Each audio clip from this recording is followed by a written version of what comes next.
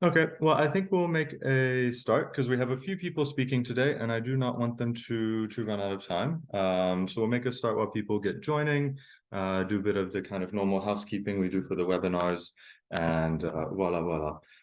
Firstly, thank you everyone for attending. It's always a pleasure to have you here. Some new names, some repeat names. We're very happy to host these webinars and to see you all along. So first, a big thank you to you guys. And also, oop, how do I? Allez. Voila. And also thank you to the team who is here today.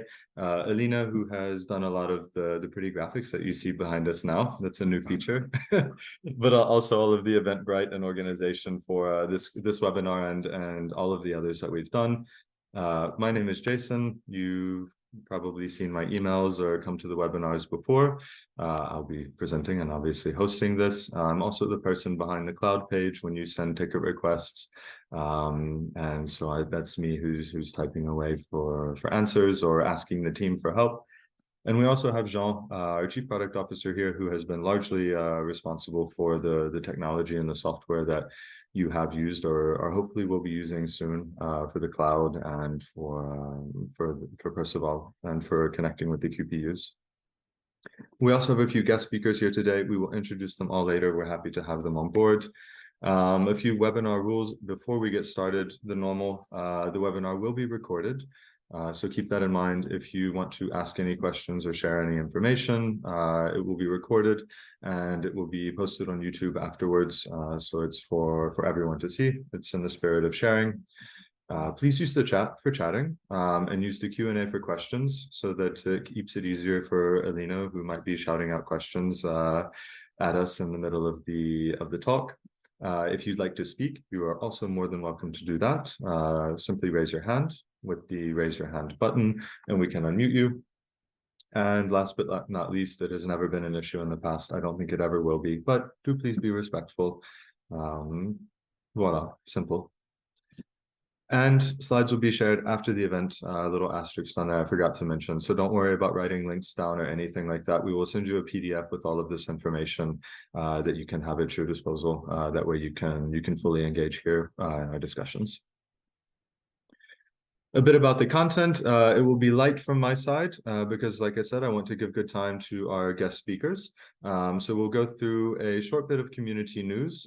We have a new Perceval feature that I'd like to discuss, as well as a bit of housekeeping that I was asked to share from the cloud team. We have our guest presentations, of course, which I keep mentioning, and then a short period for Q&A at the end if you have any questions that weren't addressed during the talk so that you thought of later. Without further ado, since the last webinar over the summer, it's been somewhat quiet because it's been the summer, but in any case, we've had 53 new people who have joined the cloud, and we are very happy to welcome them. If some of you are here today and you joined over the summer, welcome, maybe to your first webinar. And yes, we're just happy to have more people on board, as always. This is the cloud usage statistics that I always like to share at the beginning since the last webinar as well.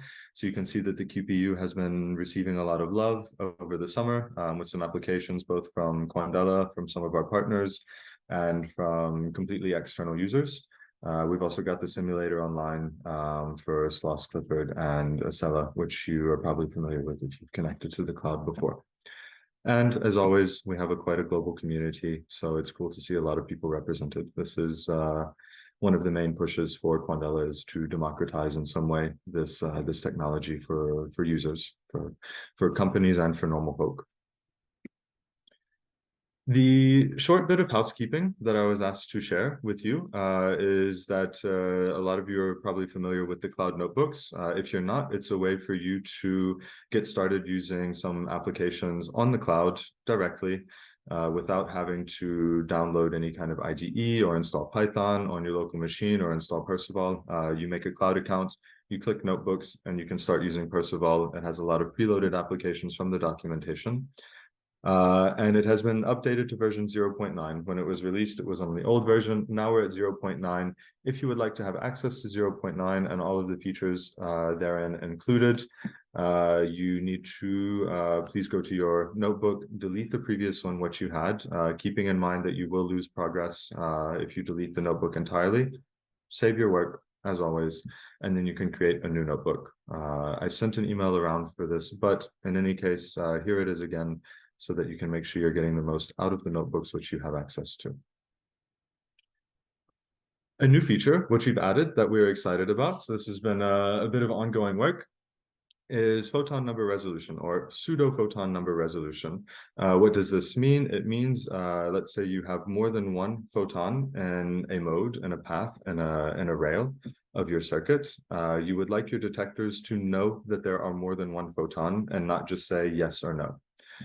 So what the software team and the hardware team have been working on is developing a pseudo-random number resolution functionality, so that users, you guys, can detect up to 2 photons with 50% resolution.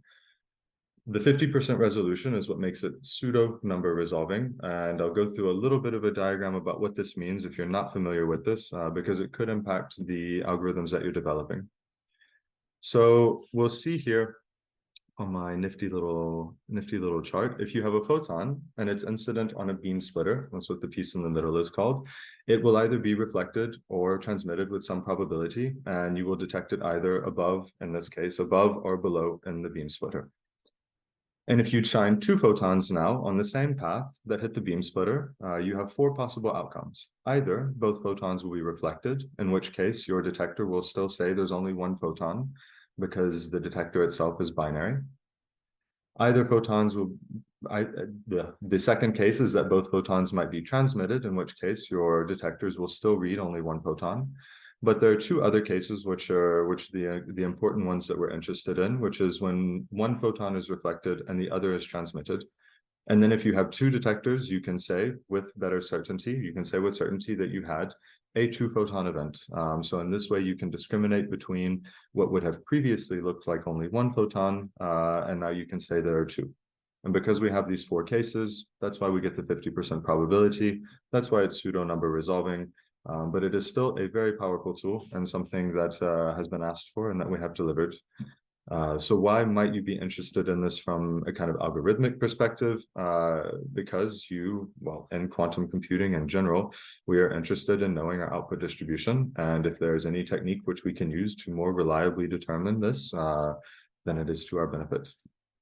And we see this crop up as particularly in machine learning, classification, and graph sorts of problems, a bit of which we'll talk about later in the other presentations.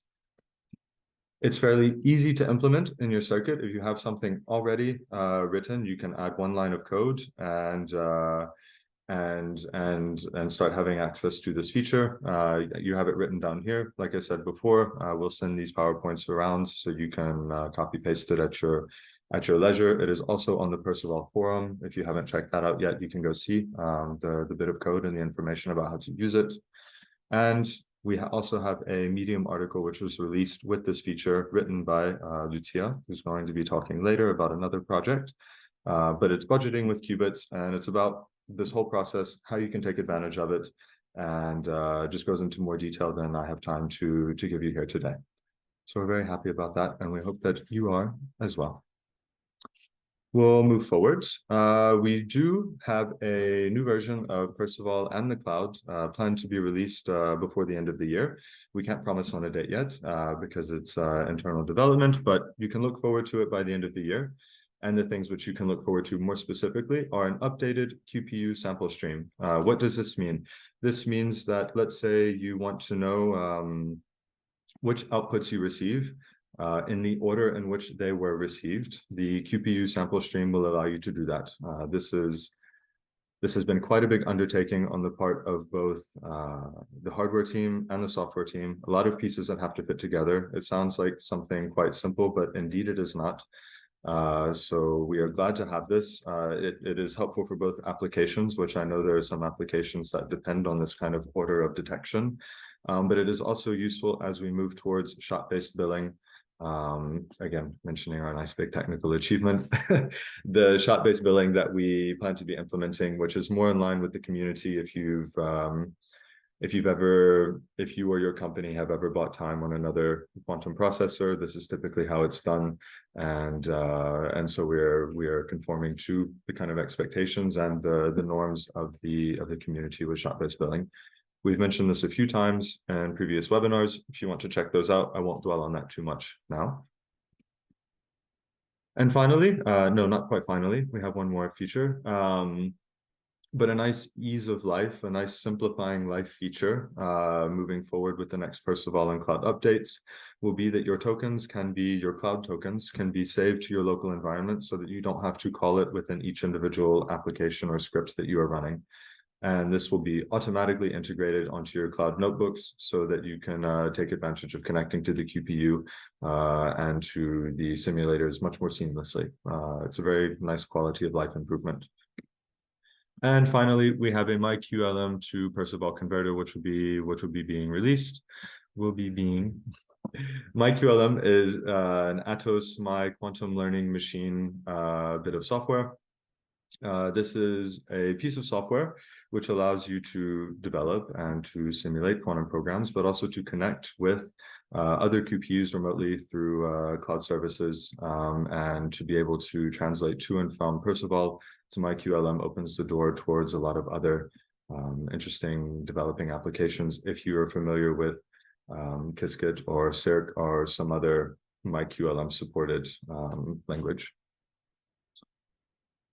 I'm gonna pause for a moment because I see we have just a message from Alina in the chat with the link to the Medium article. Thank you, Alina. Voila. Move forward. We have one bit of science news before we move to the presentations. A paper which I don't know if you have maybe seen, perhaps you have, perhaps you haven't. It was submitted to the archive at the end of August. It's entitled 1.9 Availability of a Photonic Quantum Computer on the Cloud Towards HPC Integration. What does this mean? 1.9 availability means greater than a 90% uptime for external users over a 6-month period. As we mentioned before, with the kind of global community that we have and that we would like to be building for the clouds, with this is the importance of having a machine which is available as much as possible across the world. We have people working in different time zones, and so this is very important to us. As well as transparency. So I don't know if you've perhaps noticed when you log into the cloud page, you can see the uptime and the downtime of the QPU. There is regular maintenance on Thursdays, but sometimes it does go down for other maintenance things. But for the most time, it is up and available to you, and you can see that every time that you log in. So it's a thing that we're very proud of, both from a technological standpoint, because it's not easy, especially with an emerging technology, but also from a kind of philosophical company value perspective and how we share these machines with you. We have an archive link here. If you would like to check this out, it goes through the details about how we monitor, how we benchmark, and how we maintain this technology live as much as we do. And I believe Alina has also shared a link to that in the chat if you'd like to open it right away. Are there any questions so far? I've given you a bit of a whirlwind. Like I said, I want to save some time for our speakers, but we can take a quick moment if there's any quick questions.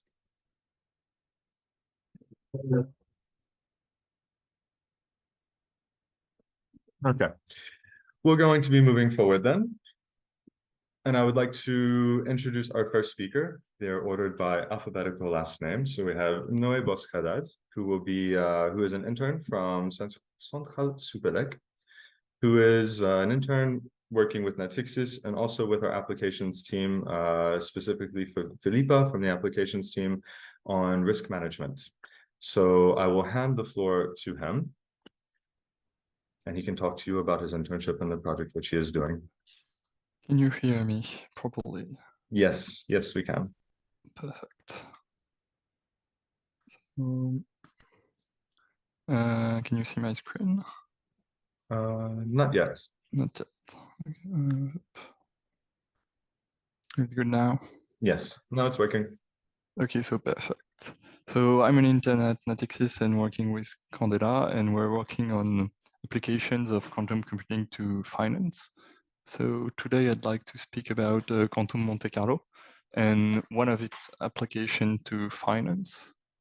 So first of all,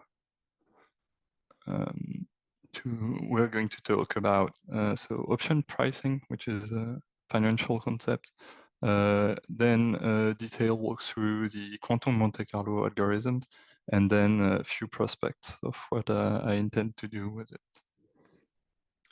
So if you're not familiar with finance, options are financial products where it's a contract basically, where you can buy or sell a quantity at certain periods of time at an agreed price, which is the strike price, which is agreed in advance in the contract.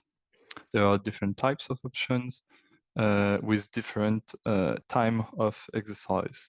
American options can be exercised at any point, European only at the end date of the contract, and Bermudan at specified fixed dates. We're only going to focus here on European options, which are the more vanilla type options, which are the most common. And also it's just like a first step towards pricing more difficult kind of options. But if you need to know how to price European options first. So the payoff is basically the maximum between 0, because you have the right not to use the option contract. You're not obligated to use it, or the strike price, the stock price minus the strike price. Basically, you can, for a call option, you can buy the product using the option and then sell it to the market, and you'll have a payoff, which is the stock price minus the strike price. So you have something like this. Obviously, the option has a certain price since you can profit from it, and the person lending you the options or providing you with the options need to make money as well. So for a call or for a put options, call option is when you have the right to buy, and put option will be when you have the right to sell. So there are two approaches mainly to option pricing. The most common one and widely used is Black-Scholes formula, which gives you an exact value for the pricing of the options, which is very practical. However, it does not, you cannot use it for any type of options. It works for vanilla options, but it assumes the asset volatility is constant and other parameters are constant, which means it doesn't work on more difficult type of options where the option price depends, for example, on the path used for the options. And a more widely used method is Monte Carlo, where you will simulate random walks of the asset price. And using this, you can determine pretty easily with the payoff function the price of the option by taking the expectation value of the payoff functions. This works for any type of option. However, it's pretty computationally intensive and requires a lot of computing time. So here we're going to try to use quantum Monte Carlo to gain a quadratic speedup over classical Monte Carlo simulations. And we're going to use it on vanilla options where we can use Black-Scholes formula to validate our model and verify that the price we find in the end is correct. So for Monte Carlo pricing, you simulate a lot of random paths, which gives you a final stock price, and you can calculate the mean and the expected value of the payoff functions over all the stock price, which are higher than the strike price.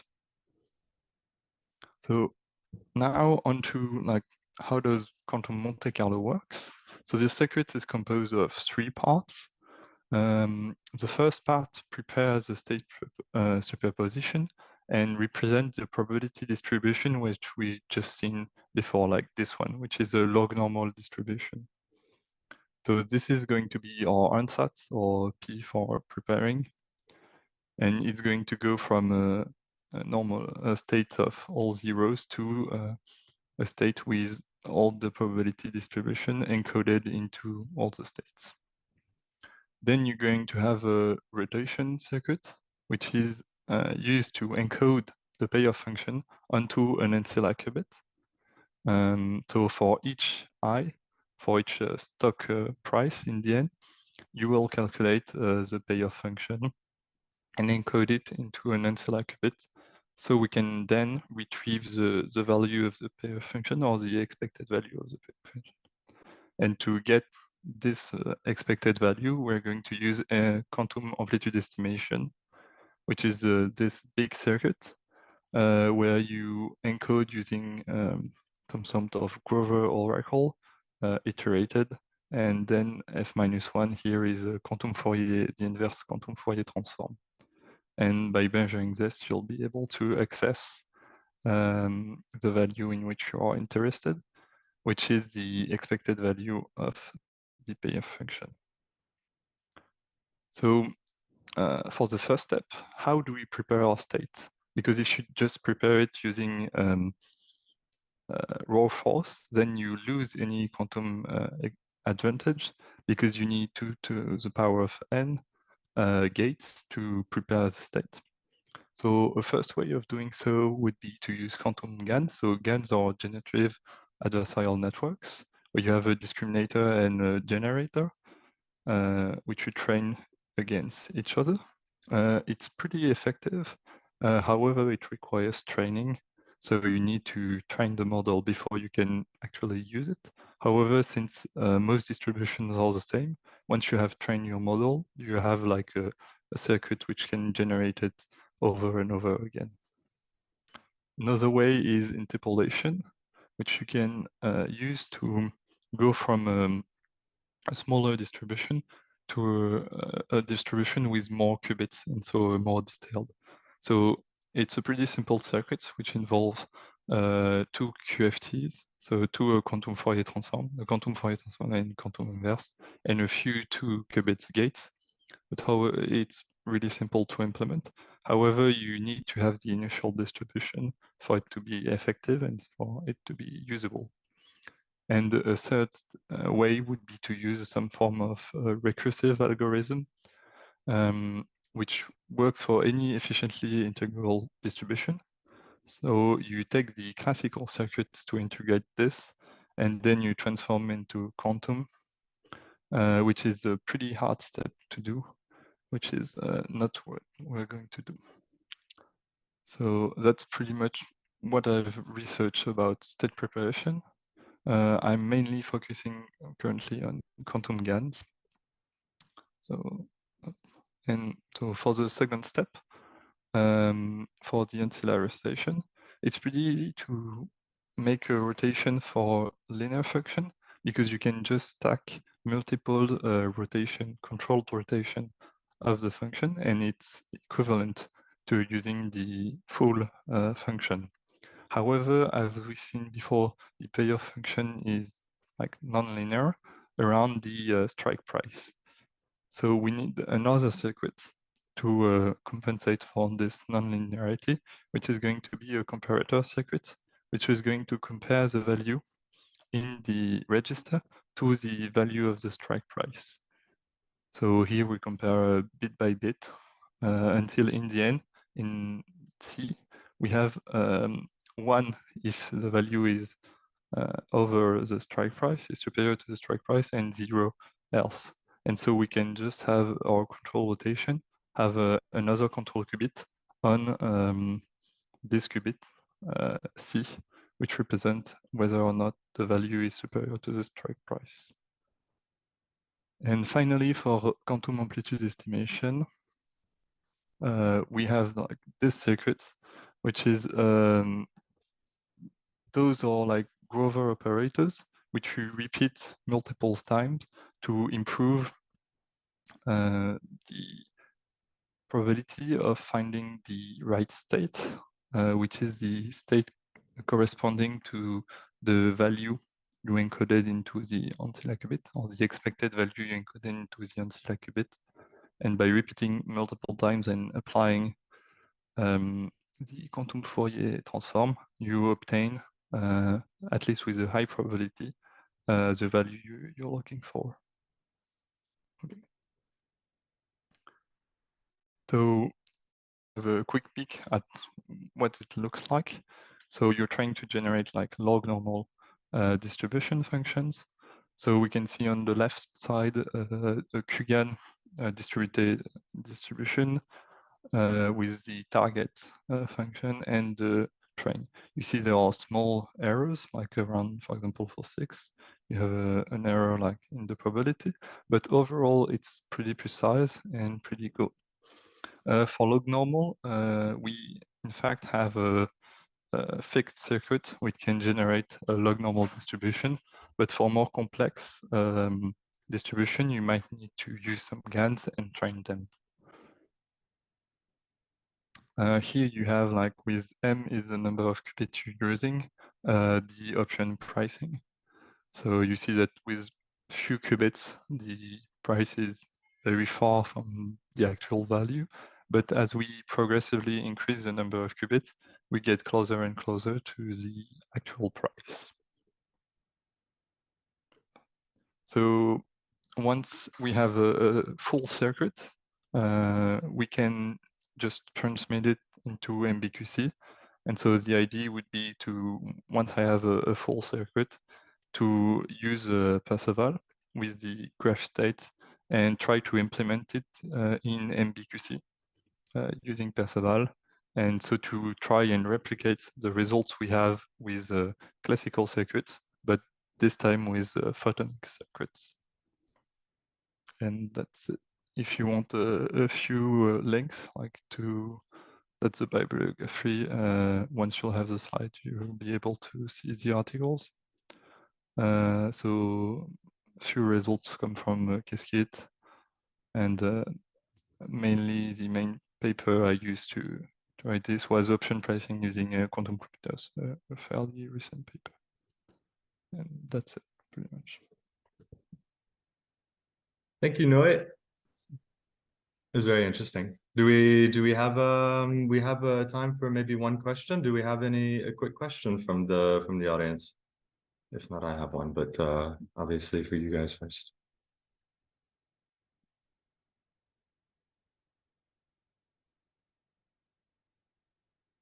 So I have a quick question. If you go, oh, we got one. Have you run it yet? So we have a question from Mattis. Did you run it on the Quandela machine yet? Any of the algorithms?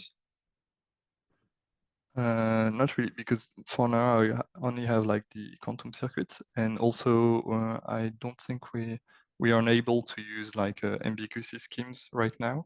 So we can only like simulate it, but we'll be able to run it, I hope, in the future, once we can use MBQC schemes. But okay.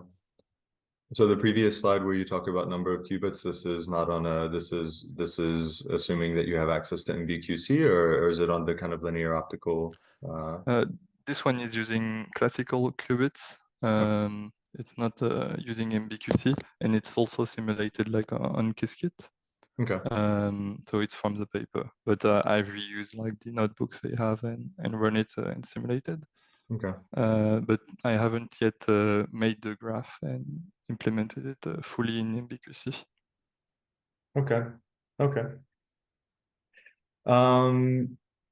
Valentin asks, do you have plans to provide any MBQC tutorial on Perceval? I think this is a question more for Jean. Yes, so it's on the roadmap. So this will be coming the probably early 2024. We'll have some simulation feature for MBQC algorithm, and hopefully by the end of 2024 we'll have something running on hardware for MBQC. So this is a very key milestone for us. Right. Okay. I think in the interest of time, we will keep going. Thank you, Noé. Thank you, Jean. Thank you for everyone who's asked questions. So our next presenter will be Lucija Grba. I think I have pronounced this okay. I'm doing my best. She is from Croatia. She has done her bachelor's in mathematics in the UK, a master's in quantum science and technology in Ireland, and has recently completed an internship with the applications team at Quandela here in France. So, but instead of moving to another company, we managed to get her to stay around a bit longer and integrate her Cubo solver that she created with us during her internship. So we are happy to have Lucija present her topic, her Cubo algorithm that she has developed with us. If she would like to take the floor. Yeah, so let me just share my screen. Yeah. Oh, can you see this full screen? Yes, we can. Yeah. So hello everyone, my name is Lucija Grba, but everyone calls me Lucy for obvious reasons. I work with the applications team here at Quandela, and today I'll talk to you about QUBO, which stands for Quadratic Unconstrained Binary Optimization. So we use QUBO models to find solutions to quadratic functions for which the solution can be represented in the form of a sequence of binary variables. So our input would look something like this.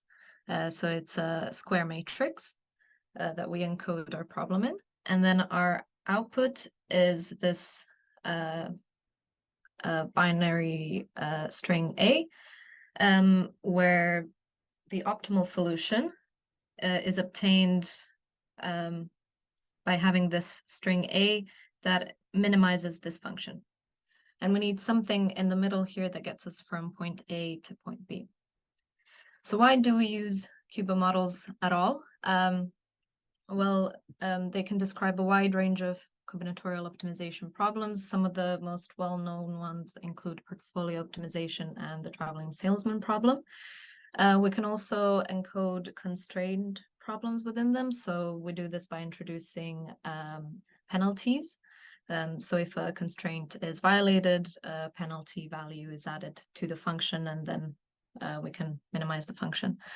The QUBO problems belong to the NP-hard class of problems, which means that they are very difficult to solve.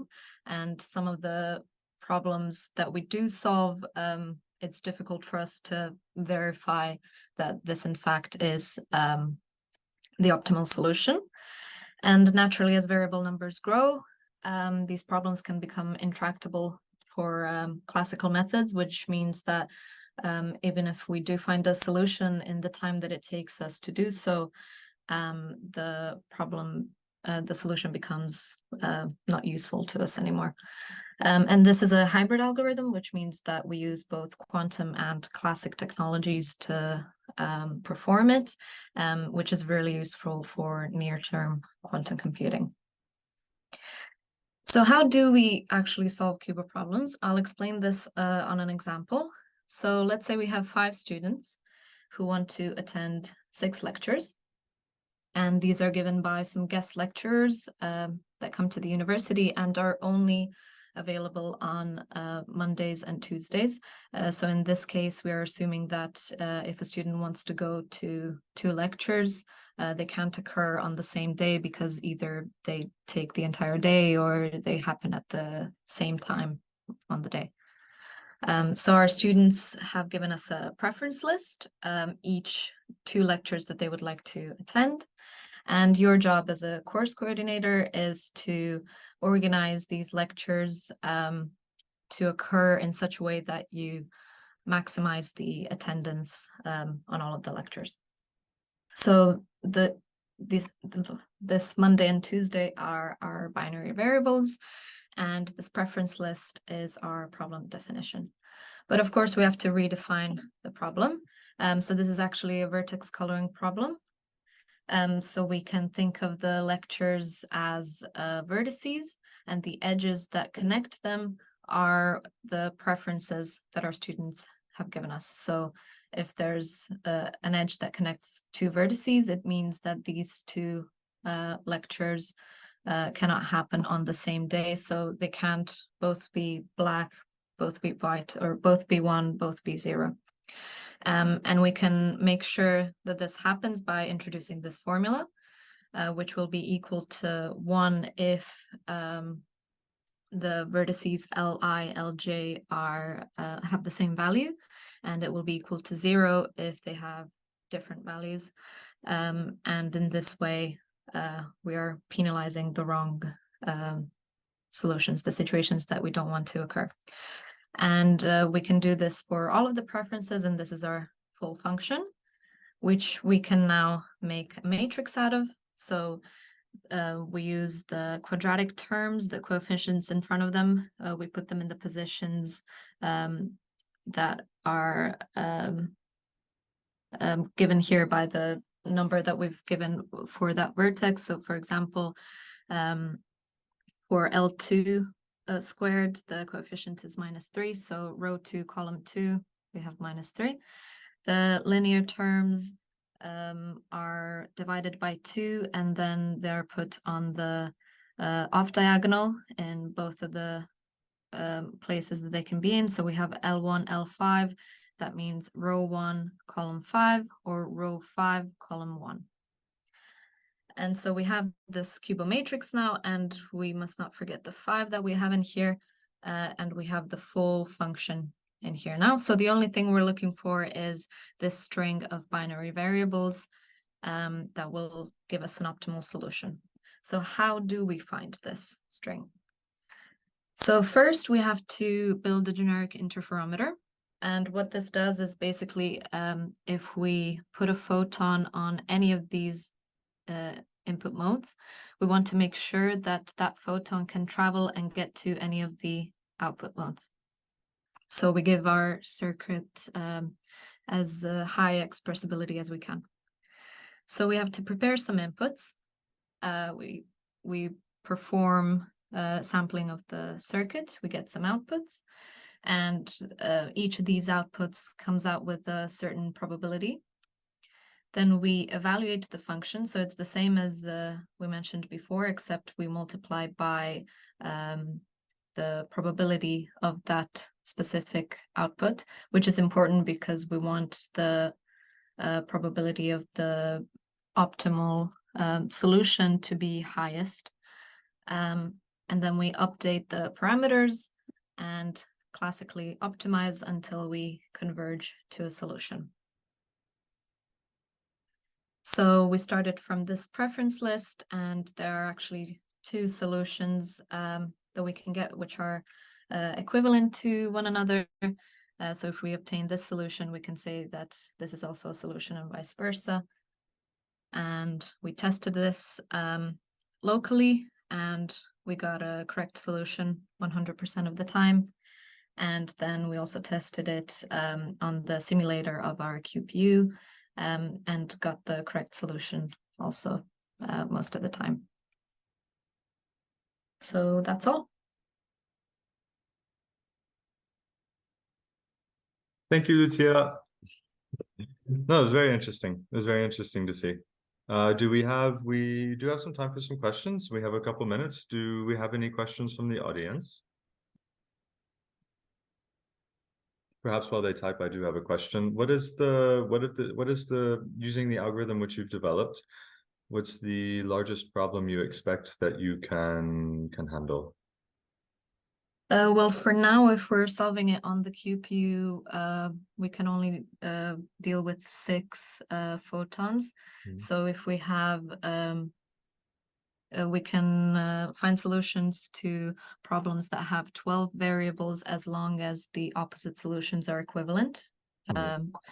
Or if opposite solutions are equivalent, such as with the problem of, for example, portfolio optimization, where let's say 101 is not equivalent to 010 because the 1 means investing in an asset and a 0 means not investing in an asset. So in that case, we can go up to 6 variables, but we hope to increase that in the future, of course. And does it handle multiple solutions that are not opposites? Let's say I have a solution that's 110 and also 101. If your function allows for that, what we're looking for here is the optimal solution. So there can be many solutions for this, but we're trying to find the optimal one. If there are 2 optimal solutions, I guess we would provide you with one of them. Okay. We have a question from Brian Siegelwax. Is there a paper? I guess hopefully in the future we'll have more to share about this. But there is a paper of Qubo implementation from Orca Computing, which they've done, which is different from ours. And there's also some documentation on the Perceval documentation website, which has an implementation from the Qubo students who came to Locathon last year. So if you're interested, there is already a tutorial on how to do this, how to get started. Cool. Thank you very much, Lucija. I think we're going to make our way to our last but not least presenter, Pierre-Olivier. Pierre-Olivier hails from Paris-Saclay University. He has interest in quantum physics as well as computer science. So he has an M2 in each of these fields. He did an internship in cold atom sensors, at Thales Research and Technology last year. And this year he has recently finished an internship using photonic computing to solve partial differential equations with ONERA and also with Quandela. So the floor is yours, Pierre-Olivier. We look forward to hearing about it. Yes, thank you, first of all, for giving me this opportunity. So as Jason explained, so this is a work, my final internship project, in fact. So I was part of ONERA. So to present ONERA quickly, this is a French aerospace laboratory with around, let's say, 2,000 people. And so we worked in the high performance computing team with Quandela, and especially with Jason, Jean, Arnaud, and Alexia. So thanks to all of them for their feedback and quick answers. And the goal of this internship was to solve partial differential equations using photonics computing. And so since this is a 6 months work resumed in a 15 minutes talk, I mainly decided to design this diaporama for the people who wants to start solving partial differential equations as a complement to the tutorial which is already present and very good on the Perceval webpage. Okay. So why is ONERA interested in solving partial differential equations? It's mainly because they are dealing with combustion problems and let's say aerodynamics problems, which are often modeled as partial differential equations, but do not have any analytical solutions. And so you need to solve them numerically. And when you want to solve an equation numerically, you need to solve it either on a grid or on a mesh. And the denser the mesh, the more computing power you need. That's why they are mainly using now high performance computing, so supercalculators. And they want to see if quantum technologies can be a solution to solve the same problem with less computational cost, and also to increase even more the mesh, so the density of the mesh. And for that, there are two possible, let's say, paths. The first one is to wait for fault-tolerant quantum computers and use the HHL algorithm, because when you are solving a differential equation on a mesh or on a grid, you are linearizing it. And this is precisely what the HHL allows you to do, to solve a linear problem. But currently, most of the devices, well, all of the devices are NIST device. And so we are exploring what quantum machine learning approach can offer to solve partial differential equations. And the goal of this talk is to present you with the example of the burger equation, which has a physical meaning. So first, what type of circuit did we use, its size, and how to encode the information. So let's say how to encode the grid or the mesh. And also, since this is a quantum machine learning algorithm, it's a hybrid algorithm. So a part is quantum and the other is classical. And the classical part is to set an optimization problem and to choose the correct optimizer for the learning phase. And this, I would like to emphasize, is, let's say, as important as designing a circuit. So I would like to make some feedback on this. But first of all, since I don't really know the background of the people in attending this talk, I will quickly explain why we think that quantum information can be a solution. It's mainly because of two principles of quantum laws, which are the superposition and entanglement principle. And if you mainly see them as a computer scientist perspective, what it allows you to do is to say, if you have a basis of, sorry, I have to move this, a basis of 2 qubits, that you can write any quantum state as a linear combination of the vector of your basis. And the entanglement principle tells you that the coefficient can be any arbitrary coefficient works because you are not limited by the classical laws, and you can write any alpha, beta, gamma, and eta. So if you work in a Hilbert space of n qubits, it basically tells you that you can write any vector as a linear combination of the vector of the basis, and you just have this normalization condition. And since they are vectors, you act on them through unitary matrix to keep a norm equal to 1. Okay, so this is for Hilbert space. And with Quandela, we are working in a Fock space, which is slightly different, and we think it's better for quantum machine learning. I will explain why. So instead of having just one dimension to characterize your system, that is the number of qubits for a standard approach, here you need 2 dimensions, which are the number of modes that I call M, and the number of photons. So just to give you an example, a mode can be an optical path on which photons can travel, and then the photons are carrying the information, and the information is precisely the number of photons contained in a mode. So for instance, this state, you have 1 photon in mode 0, 2 in mode 1, etc. And this is the outcome state. And everything works the same, so you can write your quantum state as a linear combination of the vector of your basis, but you have way more vector in your basis. And this is interesting for quantum machine learning, because in quantum machine learning, what interests you is only, in fact, the complex amplitude, so the CI coefficients, and not the information contained in the state. So for example, the value, binary value, or a Fock value in your state. And when you compare both, you can see that if you trace the curves of the evolution of the number of qubits, and if you want to compare this with a photonic framework, you have to say that the number of qubits is the number of photons, and you have twice as much as mode as photons. You can see that there is a huge difference in the number of modes between Fock space and Hilbert space. And this is what we want to take advantage of when we are dealing with quantum machine learning. This is the number of complex amplitude. Okay. So so now for the circuit we choose. So this is taken from the documentation of Perceval that I invite you to investigate after if you are interested.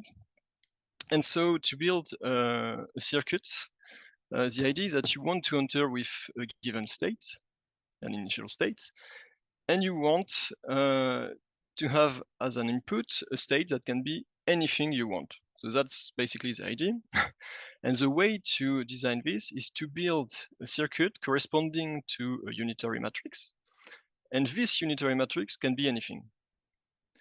And then to achieve this, you build, the way they do this is that they build first a block corresponding to unitary matrix parameterized with some parameters θ1, another one, and in the middle, I will come back to this later, you have a way to encode your information. Okay. So you may wonder what is inside a yellow box. So inside the yellow box is part of a photonic circuit, and the photonic circuit is composed mainly of 2 components, which are beam splitters in an RX configuration, and phase shifters on which you can play with the phase that they take. And now the question is, can I compute any unitary I want using this type of architecture? And the answer is yes with photonics. So given a mod, a number, you know the circuit to implement to build a generic interferometer that can compute any unitary matrix. And this is very interesting, for example, if you compare with a standard Hilbert space, where they have to ask themselves the question about which ansatz should I use? Should I use Rx, Ry, Rz, and in which order? There you don't have to do this. You only need to use this type of circuits. And also, I'd like to emphasize for the people who are not familiar with photonics that they did a great job in for the code in Perceval in how to implement this type of unitary. You can either just works with unitary matrix and do not ask the question about what it corresponds to in terms of interferometers, or work with interferometers. So this is a great news for people who are more familiar with one or the other. Okay, and now so I explain what is contained in each of the yellow box. So in each of the yellow box, you have a generic interferometer. But in the middle, you have what is used to encode your information. So let's say I want to solve a differential equation on a 1D grid. So I want to implement this grid in my circuit. And this is precisely what this phase shifter here in the middle will do. So if I just say that, let's say I have a point of my grid is X, and I just enter with X as the angle of my phase shifter, the end result, so I invite you to look at the paper in the tutorial to see why. I do not have the time to explain, but the final result after measurement will lead to a Fourier expansion. So this is, I don't know if you see my pointer, but anyway. So the f function at the end is a Fourier expansion. And if you enter with r cos sinus x, you will have a Chebyshev mapping. And here you have a first answer about which size should I use.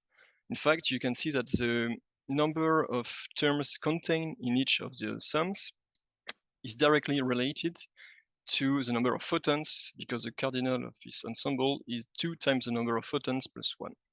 Okay. And so if I increase my number of photons, I have a direct relation to increase my Fourier expansion or Chebyshev expansion. So now you can ask, why should I use, when should I use Fourier and when should I use Chebyshev? So this is what we investigated. And so to give you a quick answer, Fourier is mainly used for sinusoidal functions and periodic functions, whereas Chebyshev works better for polynomial functions. Okay. And what we did, we ask ourselves, is there a way to gain even more expressivity? And there is a very simple way to gain expressivity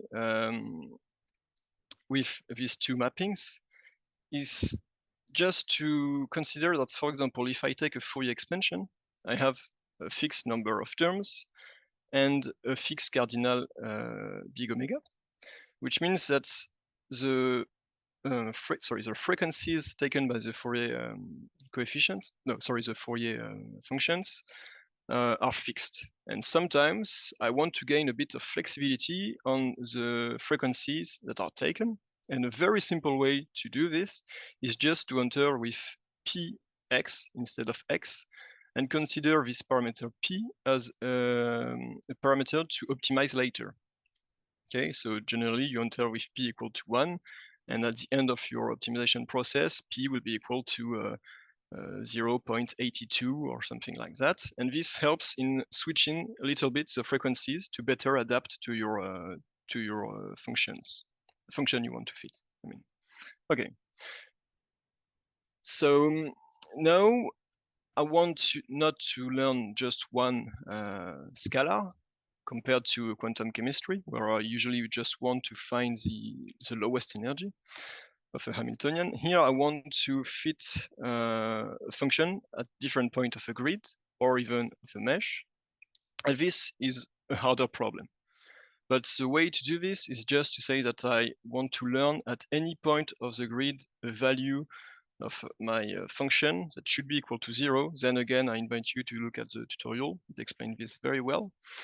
And I have some boundary conditions to have unicity on my differential equations. And this, I also set another vector at the different point on which I want to on which I have those boundary conditions and the values I have to take.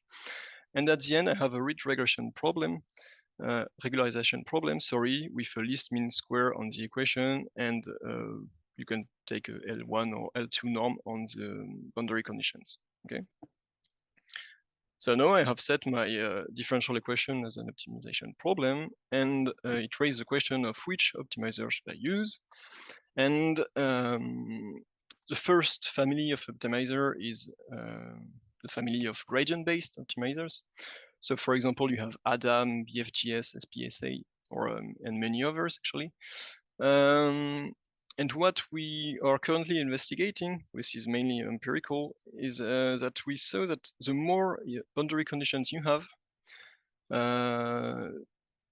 it seems that the more local minimum you have as well, which means that using gradient-based method is maybe not the correct way, since starting just with a different initialization point, you will get into a different minimum. So we are currently investigating this, and we decided also to look at non-gradient-based optimizers, and a great one is Quandela, which works very fast, but mainly for classification problems.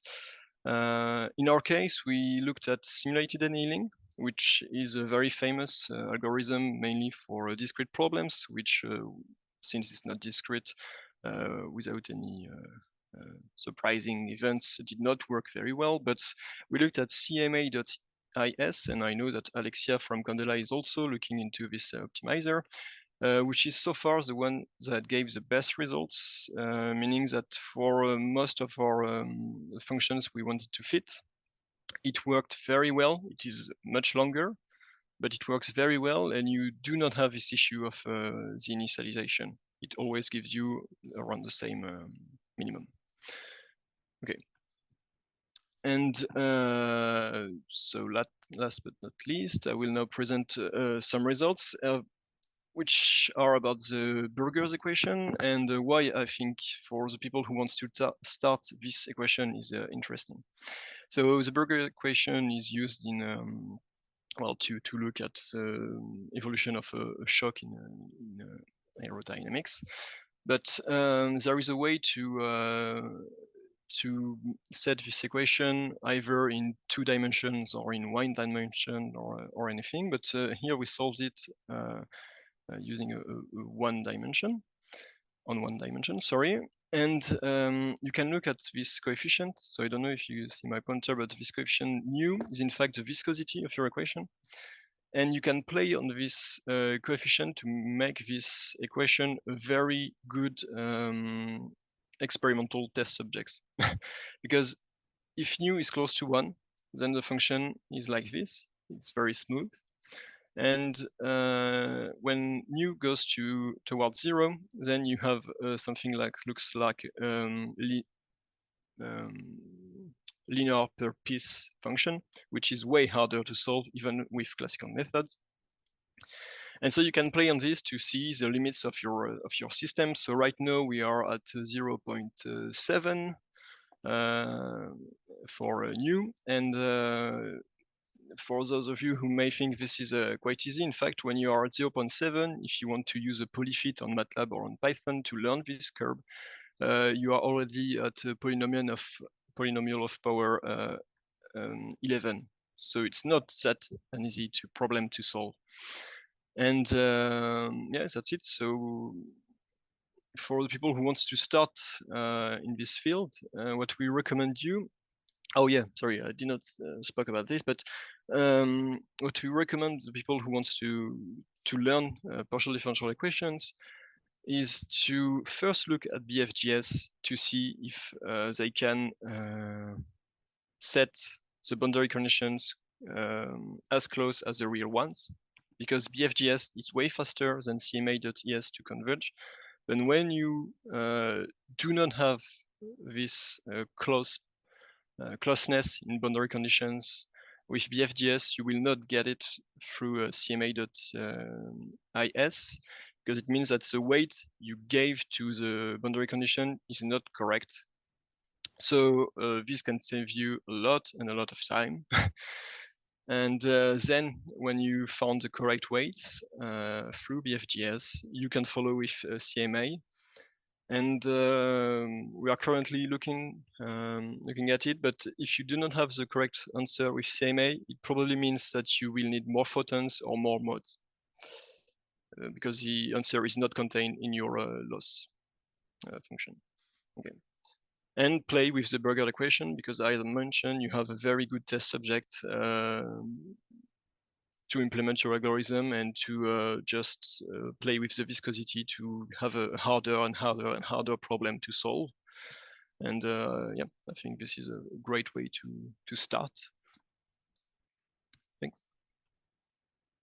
Thank you very much, Pierre-Olivier. We appreciate it. Unfortunately, we do not have time for questions. However, if it's okay with the presenters, we will share your email addresses with the attendees today, and you can always follow up with questions by email. Yeah, sure.